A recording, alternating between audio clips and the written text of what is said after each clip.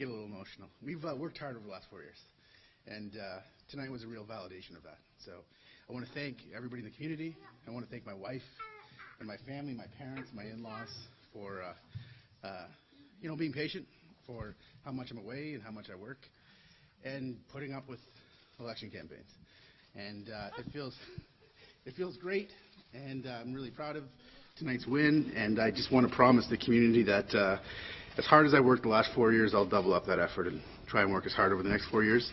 We're going to do some great things, and we're going to make sure our community goes in the right direction. There was certainly some animosity between you and Rory during that campaign. He'll probably go back to his job at Chamber of Commerce. Will you be able to work with him in that role? Look, I want to be clear about something. I don't bear any animosity.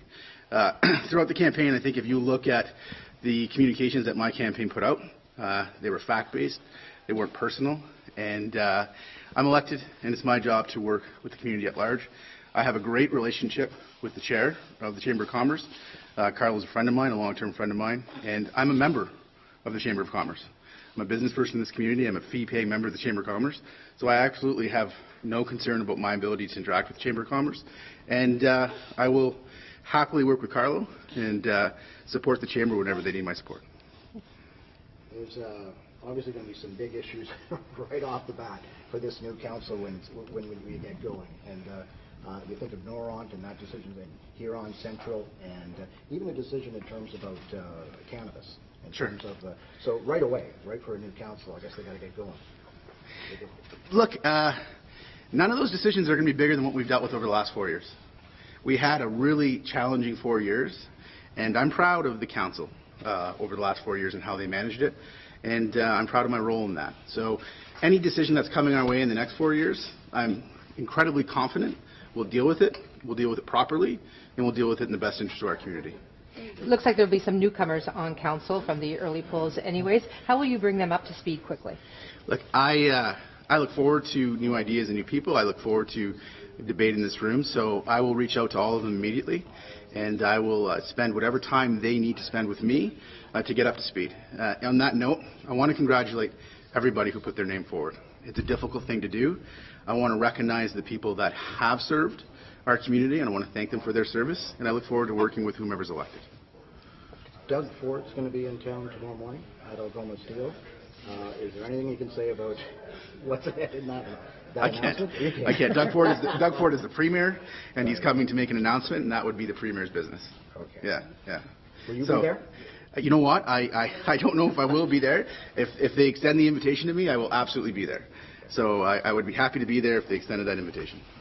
I double-checked the taxes. It's the assessment of the province started in 2008 that drew the property taxes up, not council. My taxes increased $300 in the last 4 years. Would you tell the province to slow down on the assessment piece? Look, Andy, I think what we can say is that over the last 4 years, this council has been very aggressive on spending and has worked hard to keep down tax rates. You're right to identify the challenges in the assessment.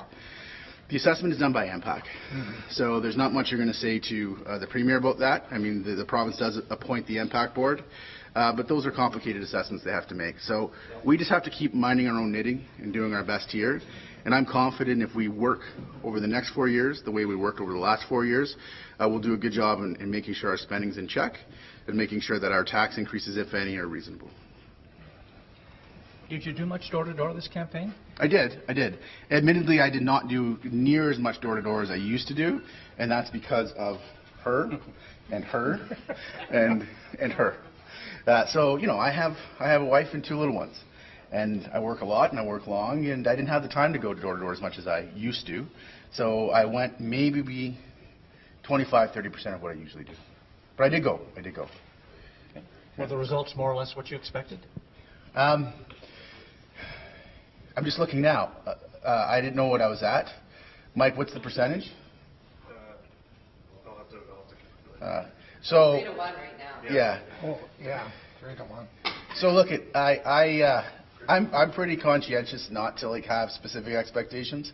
You don't really know how they're going to come in, but I can say that the result is overwhelming, and I'm really gratified by it.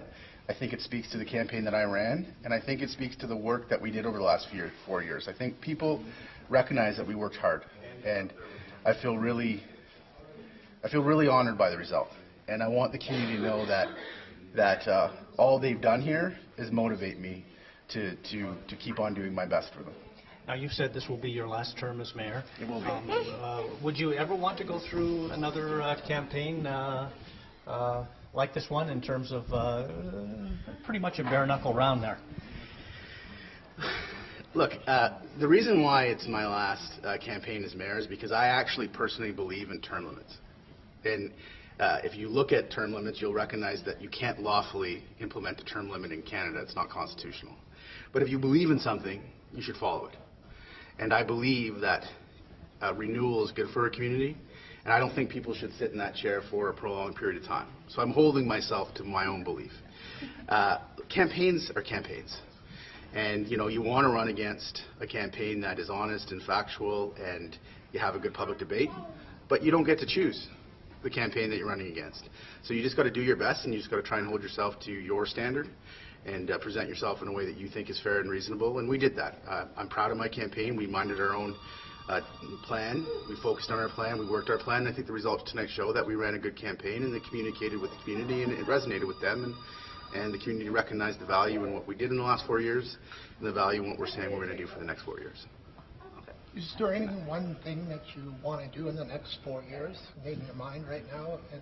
Well, there's a lot of things.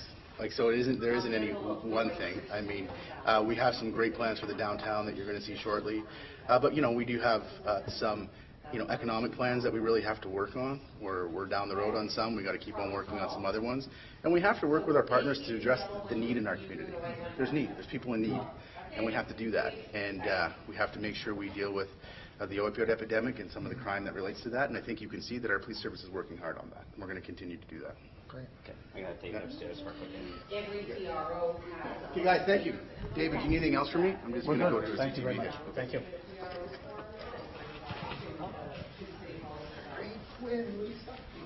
Okay. Thanks, Drew. Bye.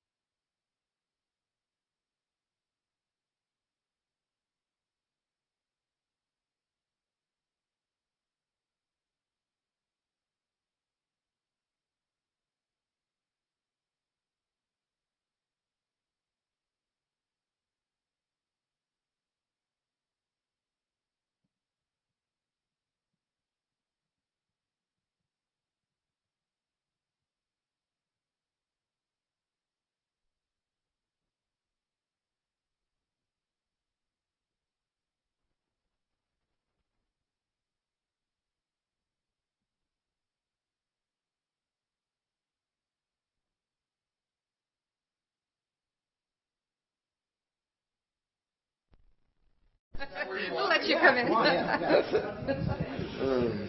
Sorry, Rory. We're attacking you before you're even here. So not quite successful tonight, but a decent showing for a first try. How do you feel? Yeah, I mean, obviously, we had great expectations, and Michelle and I have worked really hard to, get out and talk to the folks in Sault Ste. Marie and see what perspectives they had in terms of their leadership. So, it's, I think, a well-fought battle. Obviously, it's always a challenge to be new to a community. It's always a challenge to go up against an incumbent. But these conversations that we've had throughout the community have been fantastic. We've been able to connect with the community, and we'll continue to strive and work for a better Sault Ste. Marie. Will you be going back into your role as Yeah, Chamber so of I just Commerce had taken now? an unpaid leave of absence from the Chamber of Commerce, so I'll be heading back to the Chamber. Obviously, I have to speak with the current president to see what that timing will look like. Tomorrow I have to go pick up signs, and then we'll just go from there. Will you be able to work with Christian Provenzano in your role as Chamber? Well, certainly. We're adults, and the battle was respectful. Yes, we have different views and different opinions and different styles of leadership. But ultimately, when you take a look at it, Sault Ste. Marie is first. And we just continue to advocate for the business community now as I go back to the role as CEO. And the expectation is that, of course, with all levels of government and as a nonpartisan organization, our interests are at the interests of what is best for Sault Ste. Marie. Will you push that medium and light industrial tax? And council needs to look at that sooner than later.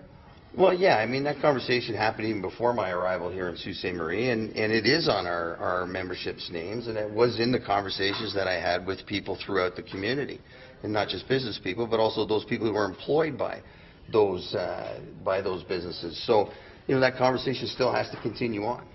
Now, I know 4 years is a long time away, and certainly Christian has said that this will be it for him. Will you give it another try in 4 years? You probably should ask Michelle that question, and not me. So, I just need to get over this last 2.5 months. So, John, you. Yeah, your first time running for election in any office, was it what you expected? That's a good question. So I came in this with really kind of no expectation. We knew it was going to be a battle. I mean, that's obviously you have to go into an election with that in mind. Given again an incumbent and a different style of leadership, so we knew it would be a battle, and there were some curveballs, absolutely, right? I mean, that's just part of the game. So we continue on, and I haven't seen what the final numbers look like, of course, but it was a battle well fought. Your game plan, did it work out the way you wanted it to? Well, again, the numbers probably speak for themselves in that respect, right? So, but as the game plan that we had, we knew it would be. You had. Yeah, we knew it would be a ground game, and we got out as much as we could, speaking to almost 8,000 people in Sault Ste. Marie, right? But that's 8,000 to 55,000 voters. So, the game plan, would I change it? No, I think I would continue to do that. And even if I was on the right side of that number, I would be making sure that I'm talking to the citizens of Sault Ste. Marie as a leader. I think you have a responsibility to communicate to your citizens. So the information that you received from those 8,000 people over the last 8-10 weeks, whatever, obviously you can take some of that back and use that in your role with the Chamber of Commerce. What message did they send you loud and clear that you can use best in your role as Chamber of Commerce? Well, I think, overall Sault Ste. Marie really just wants to be better. It's, a pretty simple and a pretty basic fundamental, and we all have to work together. And we'll continue to work together with the city, obviously, but also with the province and the federal government to make sure that we're creating and doing the best we can to make Sault Ste. Marie a great place. Will you send a message of transparency through the chamber when you get back there and get that message out that council needs to be more transparent? Well, I think that was one of the main topics of a lot of the conversations, that we found coming up in a lot of the debates, but also with the Ratepayers Association. And I think there is some steps that need to be taken to ensure that there is transparency. Great. Thank you. All right. Thanks, Rory. Thanks, folks. Rory, Yo. when are you back on the job? Michelle? That is a good question. I'm not too sure. I'll have to talk to the president about the timing with that. So, I mean, obviously, we have a lot of things to wrap up from the campaign itself. So, you know, if I were to take a guess, probably next Monday. Alrighty. We'll see you again, yeah? Take care. Good job, buddy. It was a good fight. Yeah. Always a good fight. Speaking of good fights. Yeah. It is what it is, right?